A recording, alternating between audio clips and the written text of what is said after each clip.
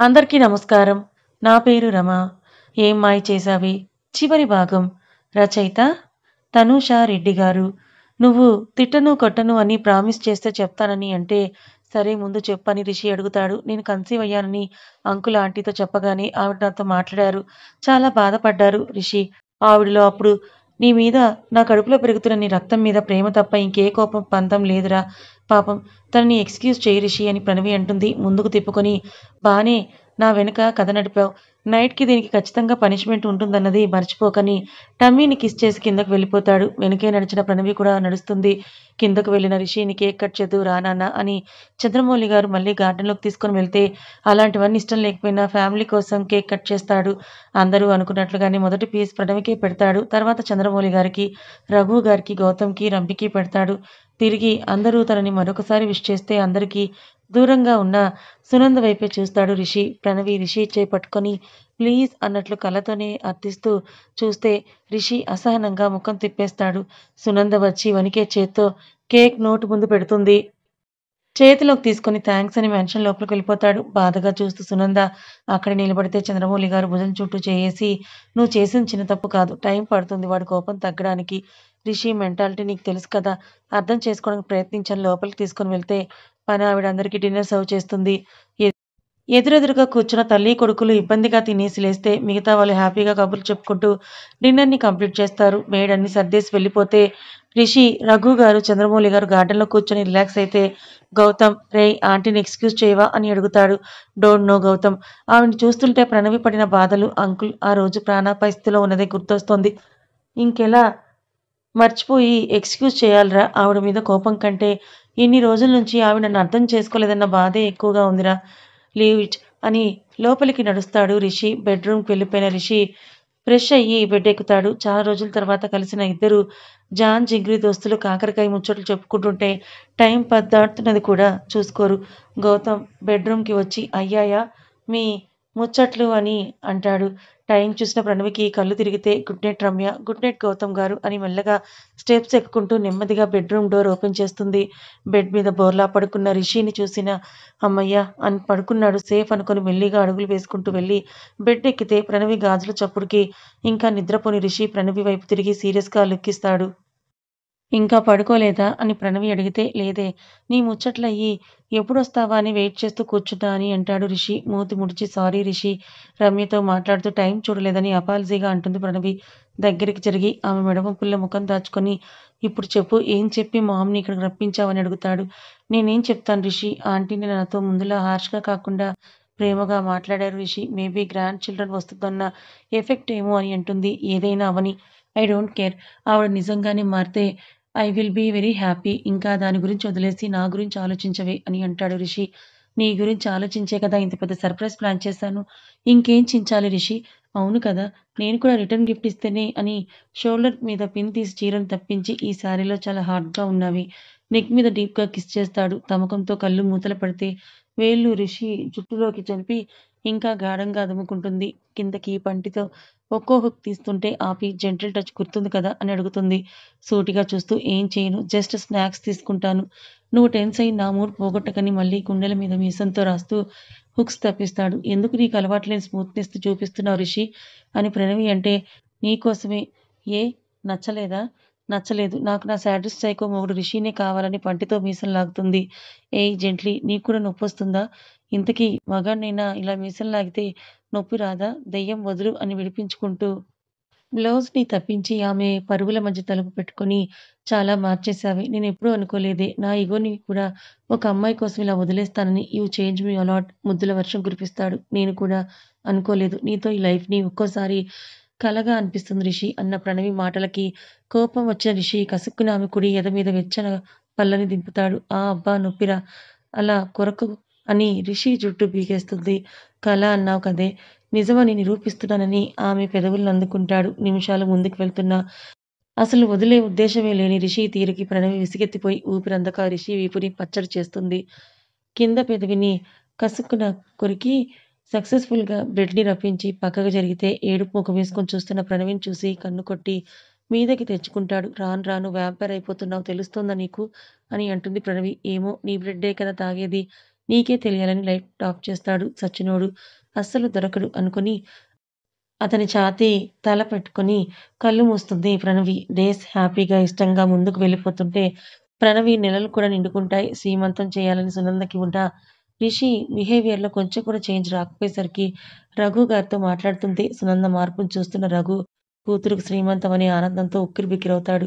అందరూ మరొకసారి ముంబై చేరుకొని ఈసారికి ప్రణవికి సర్ప్రైజ్ ఇచ్చి అంగరంగ వైభవంగా శ్రీమంతం తక్కువ లిమిటెడ్ గెస్టుల మధ్య ఏర్పాటు చేస్తారు. ప్రణవికి అంతా కలలాగా అనిపిస్తుంటే రిషి కోసం వెతుకుతూ గార్డెన్‌లో ఉన్న అతని దగ్గరికి వస్తే "ఏమైంది? హెల్త్ ఏమైనా బాగోలేదా? కాల్ చేయొచ్చు కదా! ఎందుకు కిందకొచ్చావని" ప్రణవిని చూసి అంటాడు రిషి.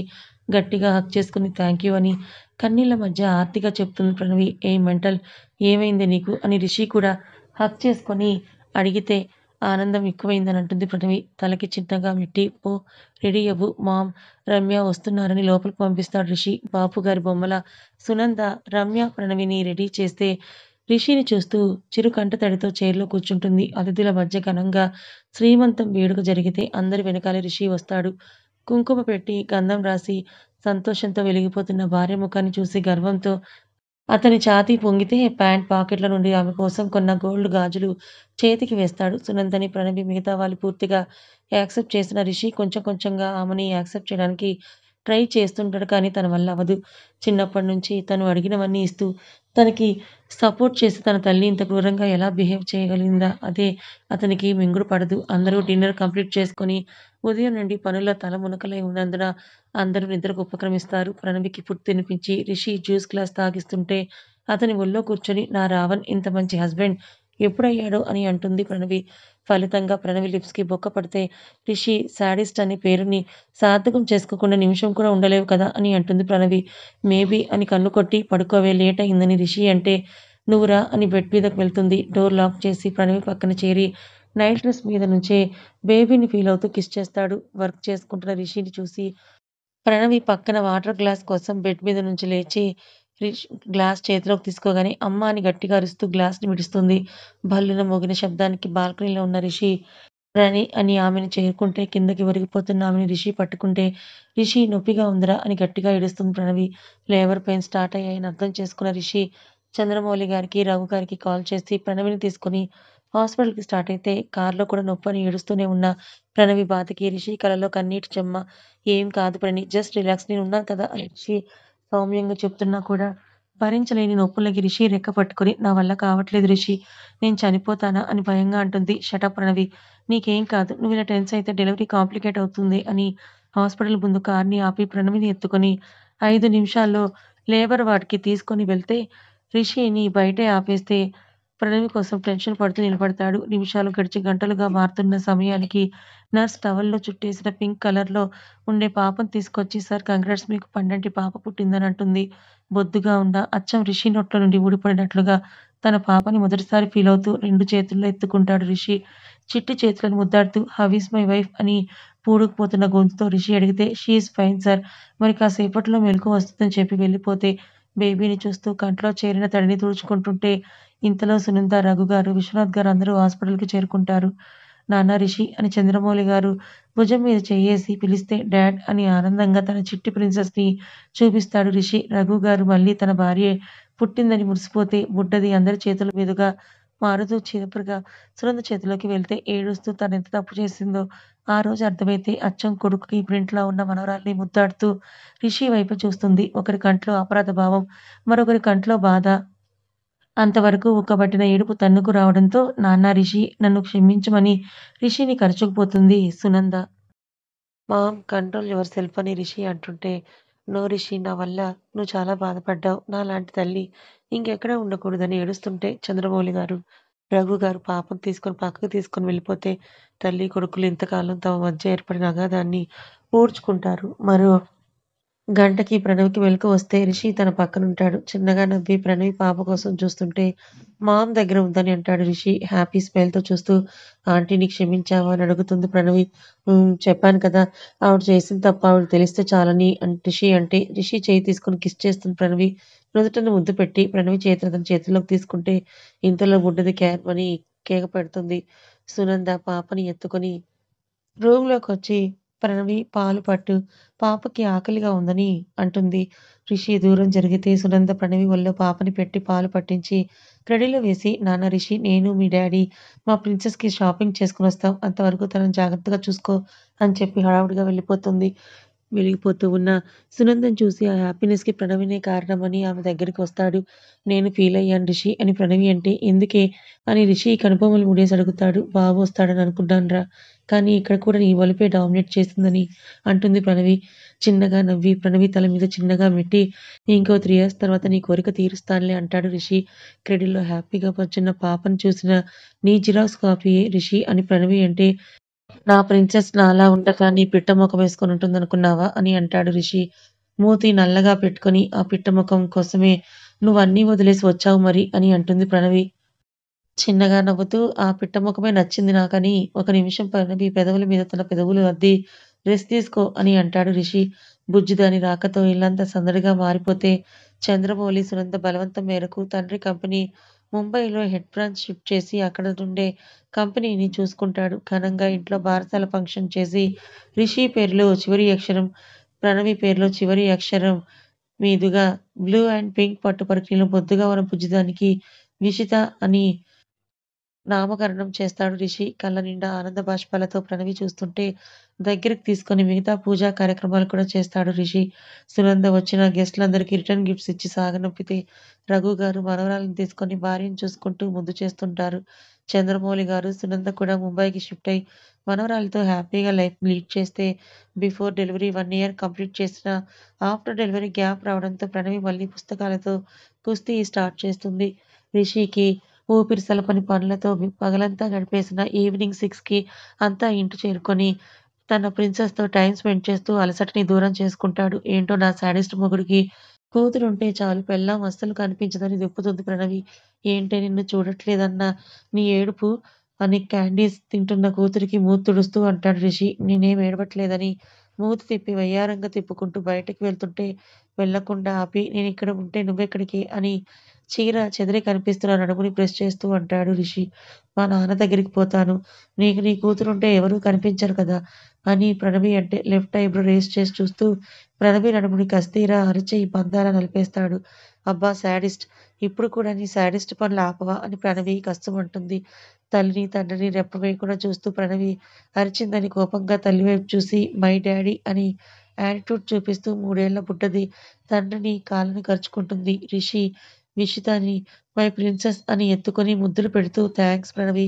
ఈ హ్యాపీనెస్ మొత్తం కూడా నీ వల్లే అని హగ్ చేసుకుంటాడు తండ్రిని ప్రణవి హగ్ చేసుకుందని బుడ్డది ప్రణవి జుట్టు పీకి మై డాడీ అని అంటే వేళలు లేవు అప్పుడే ఇంత పొసెసివ్ ఏంటి నీకు అని అరుస్తుంది ప్రణవి. ప్రణవి కింద పెదవిని కసుక్కున కొరికి నా ప్రిన్సెస్ మీద అరిస్తే ఇంకోసారి అరవకుండా నాలుక కట్ చేస్తానని రిషి అంటాడు. మూతి అటు ఇటు తిప్పి మీరే ఊరేగండని ప్రణవి బాల్కనీలోకి వెళ్ళిపోతుంది. సైడ్ స్మైల్‌తో చూసి విషితని తన గుండెల మీద పడుకోబెట్టుకొని కిందకి వెళ్ళి మామ్ అని అంటే చెప్పు నాన్న అని గదిలో నుంచి బయటకు వస్తుంది సునంద. రిషి గుండెల మీద పడుకున్న విషిని చూసి నా మనవరాలు నీతో పడుకుంటుందిలే. నువ్వెళ్ళని రిషి చెప్పదలుచుకున్నది ఆమె అనేసి పాపని తీసుకుంటుంది. చిన్నగా నవ్వుకొని వాటర్ బాటిల్ తీసుకొని పైకి వెళ్తే బాల్కనీ కౌచ్‌లో కూర్చొని ఏదో డీప్‌గా థింక్ చేస్తున్న ప్రణవి కనిపించి వెనక నుంచి నడుముని మునివేళ్ళతో మీటుతూ నీ కోడి బ్రెయిన్ వేసుకొని అంతలా ఏం తింగుతున్నావని రిషి అడుగుతాడు. ఏం లేదు రిషి మన లైఫ్ ఎక్కడి నుంచి ఎక్కడికొచ్చిందో అని తలుచుకుంటుంటే నవ్వొస్తోందని అంటుంది ప్రణవి. బాల్కనీ రైలింగ్‌కి ఆనుకొని ప్రణవిని రిషి చూస్తుంటే ప్రణవి రిషిని చూస్తూ thanks for coming to my life అని ఆర్తిగా అంటుంది ప్రణవి. రిషి చెయ్యి ముందుకు చాపితే అతని చేతికి తన చేతులందిస్తే తనకి ఫోర్స్‌గా లాక్కొని నడుము చుట్టూ చేతులేసి ప్రణవి తన ముక్కుతో రాస్తూ ఒట్టి థాంక్స్‌నే ఇంకేం లేదా అని హస్కీగా అడుగుతాడు రిషి. అతని మాటల్లోని భావన ఆమెకు అర్థమై సిగ్గు తొంతరలు కమ్మితే ఆల్రెడీ ఇచ్చేశాను నీ ప్రిన్సెస్‌ని ఇంకేం లేదు నా దగ్గర ఇవ్వటానికని ప్రణవి అంటుంది.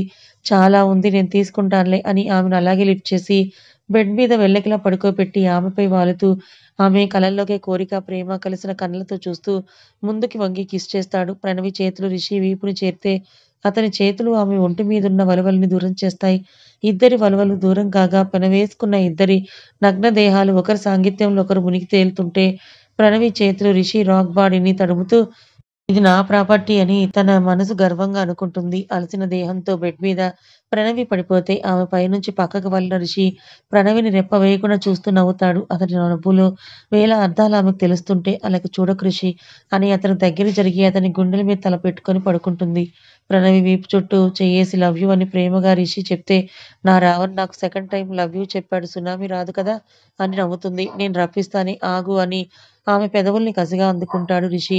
హార్డ్‌గా కిస్ చేస్తుంటే ఊపిరాడక రిషి వీపుని బాధేస్తుంది ప్రణవి. ఉప్పుగా తగిలిన బ్లడ్‌ని నాలుకతో లిక్ చేసి వదులుతాడు రిషి.